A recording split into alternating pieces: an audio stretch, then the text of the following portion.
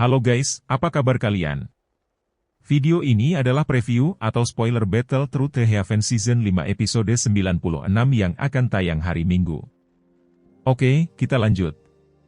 Douk yang berwarna merah menyala tampak seperti api yang memancarkan panas dan membungkus Hong Tianxiao di dalamnya. Tangannya memegang pedang yang panjangnya lebih dari 10 kaki. Ia menari dengan sangat kuat sambil membawa cahaya pedang yang berisi angin panas dan melesat keluar. Mereka segera meretas tubuh boneka iblis bumi. Pedang itu dengan keras menebas tubuh boneka iblis bumi. Di bawah kekuatan penuh Hong Tianxiao, beberapa bekas luka muncul di permukaan perak tubuh boneka itu. Namun, tidak ada darah segar yang keluar. Boneka iblis bumi tampaknya sama sekali tidak menyadari luka di tubuhnya saat tinjunya yang kuat membawa ledakan sonik yang rendah dan dalam yang menghantam Hong Tianxiao.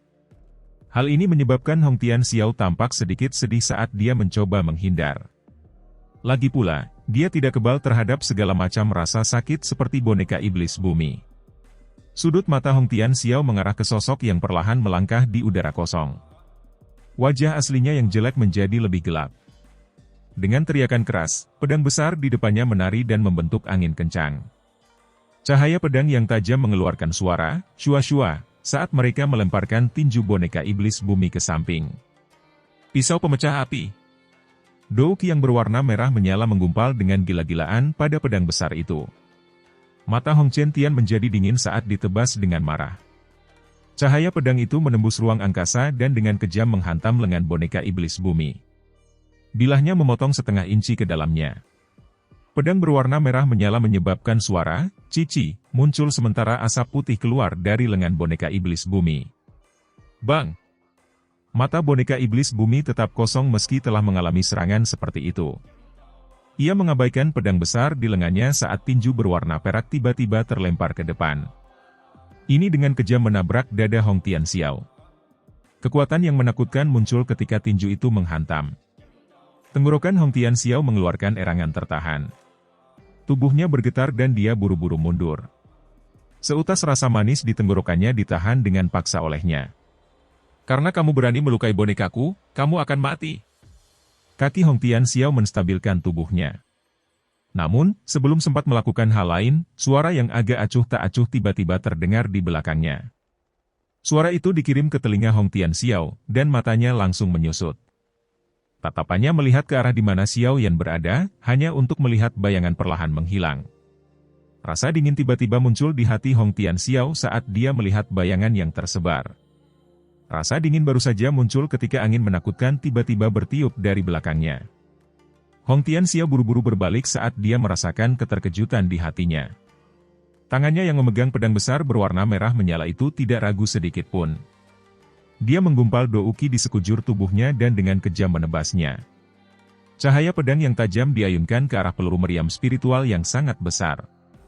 Keduanya berhenti sejenak ketika sebelum lengan Hong Tianxiao tiba-tiba bergetar dan bola meriam spiritual tiba-tiba meledak. Bang! Gelombang udara yang tak terlihat menyebar. Hong Tianxiao, orang pertama yang terkena dampaknya, sekali lagi merasakan tenggorokannya menjadi manis. Seutas darah segar tanpa sadar merembes keluar dari sudut mulutnya. Dia tidak mau repot-repot menghapus jejak darah saat dia buru-buru membuka mulutnya. Adik Xiao Yan, ini adalah dendam antara pavilion petir angin utara dan kamu. Itu tidak ada hubungannya dengan diriku yang dulu. Aku yang dulu terpaksa menyerang. Apakah menurutmu aku akan mempercayaimu? Xiao Yan memandang Hong Tianxiao. Wajahnya mengandung sedikit ejekan. Orang tua ini sangat cepat melepaskan tanggung jawab. Adik Xiao Yan, klan Hongku memang bersalah dalam masalah ini.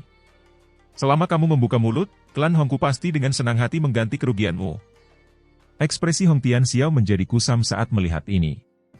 Tatapannya berputar saat dia buru-buru berkata. Kompensasi. Langkah kaki Xiao Yan terhenti saat dia bertanya dengan penuh minat. Melihat Xiao Yan akhirnya tertarik, Hong Tianxiao pun merasakan kegembiraan di hatinya. Dia buru-buru mengangguk. Meskipun dia mengungkapkan kegembiraan yang sangat tulus di wajahnya, hatinya dipenuhi dengan kekejaman. Dari apa yang dikatakan Penatua Wulei sebelumnya, kekuatan bocah ini tampaknya berasal dari tubuh spiritual di dalam dirinya. Dengan kata lain, dia tidak akan mampu mempertahankan kondisi seperti ini dalam waktu lama. Begitu waktunya habis, dia pasti akan memasuki kondisi lelah. Pada saat itu, saya akan mencari kesempatan untuk membunuhnya. Bajingan kecil ini telah menyebabkan klan Hong saya menderita kerugian besar. Apalagi dia jelas bukan orang yang penyayang.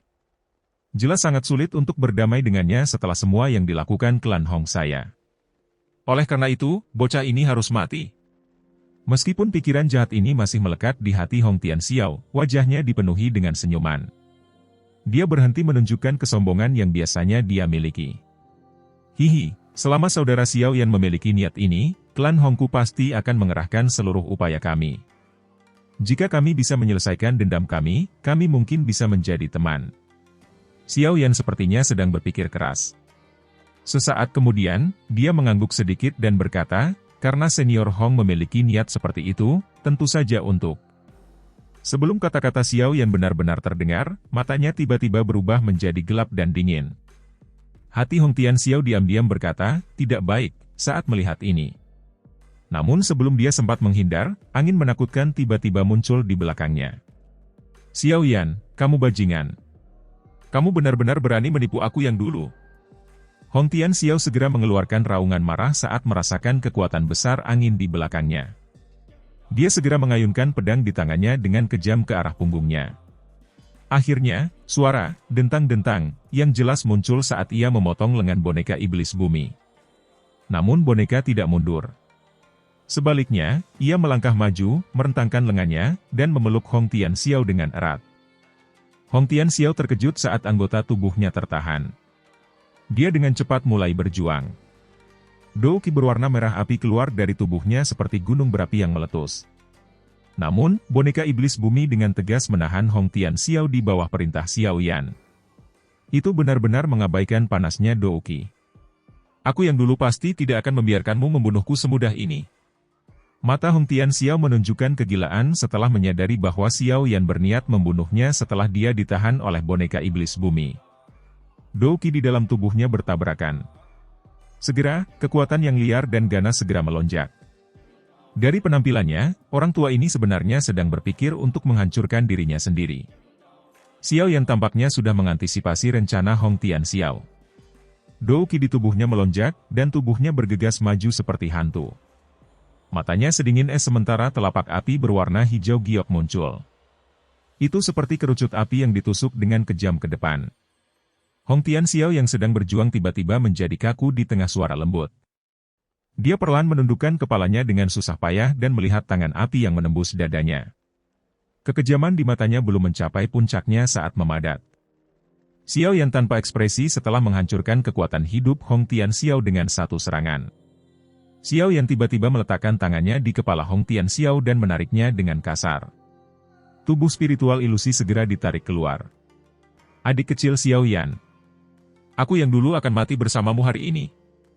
Roh ilusi Hong Tianxiao baru saja ditarik keluar ketika ia mengeluarkan raungan yang ganas.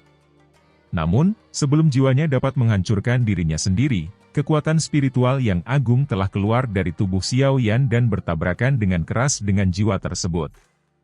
Segera, jiwa Hong Tianxiao berubah menjadi ilusi dan kewarasan di matanya dengan cepat menghilang. Tabrakan antar roh adalah hal paling berbahaya yang bisa terjadi. Jika seseorang ceroboh, tidak hanya pikirannya yang akan rusak, tetapi pikiran pihak lain juga akan menderita beberapa luka. Namun, beruntungnya setelah meminjam kekuatan spiritual Tianhuo Zunse, kekuatan spiritual Xiao Yan jauh lebih kuat daripada kekuatan spiritual Hong Tianxiao. Oleh karena itu, tabrakan ini telah sangat mengurangi kesadaran dalam jiwa Hong Tianxiao. Xiao Yan merenggut jiwa Hong Tianxiao saat melihat kelumpuhan muncul di matanya. Kekuatan spiritual yang agung seperti seorang bandit karena menggunakan metode paling brutal untuk menerobos ke dalam jiwa Hong Tianxiao. Setelah menyapu seluruhnya, Xiao Yan benar-benar menghilangkan kesadarannya. Xiao Yan dengan cepat mengeluarkan botol giok setelah menghilangkan kesadarannya. Setelah itu, dia memasukkan roh itu ke dalamnya. Tangannya mengusapnya dan nyala api yang tak terlihat muncul. Segel api dipasang di mulut botol. Roh dan tubuh Douzong bintang 5. Hadiahku cukup besar kali ini. Jika saya bisa mendapatkan Monster Core peringkat 7 lagi, saya akan bisa menyempurnakan boneka lainnya. Tentu saja, prasyaratnya adalah jika saya cukup beruntung untuk berhasil memperbaikinya. Xiao Yan melambaikan tangannya dan menyimpan tubuh Hong Tian Xiao, yang perlahan-lahan berubah menjadi sedingin es, ke dalam cincin penyimpanannya. Dia akhirnya menepuk tangannya saat dia berbicara pada dirinya sendiri. Pertukaran di langit disaksikan oleh banyak orang di kota Tianbei. Ketika mereka melihat akhir dari Hong Tian Xiao, cukup banyak orang yang diam-diam menelan seteguk air liur. Bocah ini memang sangat kejam, dengan tindakannya ini, klan Hong pada dasarnya sudah tamat. Setelah kehilangan perlindungan leluhur ini, Hong Tian Xiao, kekuatan klan Hong akan berkurang. Klan, yang pernah mendominasi kota Tianbei, saat ini telah dihancurkan sepenuhnya oleh tangan pemuda bernama Xiao Yan itu. Klan Hong bisa dianggap telah menendang pelat logam kali ini. Xiao Yan di langit menyimpan boneka iblis bumi setelah menghabisi Hong Tian Xiao. Setelah itu, pandangannya tertuju pada klan Han. Tubuhnya bergerak, dan perlahan dia menghilang dari langit. Han Sui memperhatikan Xiao Yan, yang telah menghilang, dari halaman sunyi jauh di dalam istana klan Han. Wajah cantiknya tanpa sadar menjadi sedikit cemas. Dia baru saja akan menggunakan sayap do ukinya untuk terbang ke udara ketika sebuah suara perlahan terdengar di halaman kecil. Kemungkinan besar pavilion utara petir angin tidak akan menggunakan klan Han sebagai sandera di masa depan. Selama klan Han tidak menyebutkan keberadaanku, mereka seharusnya bisa bertahan hidup dengan damai. Han Sui dan Han Yu segera menoleh ketika mendengar suara ini. Mereka memandang pemuda yang muncul di halaman. Hati Han Sui menjadi bersemangat saat dia mengambil 2 langkah ke depan. Namun, segera, dia sepertinya memahami sesuatu.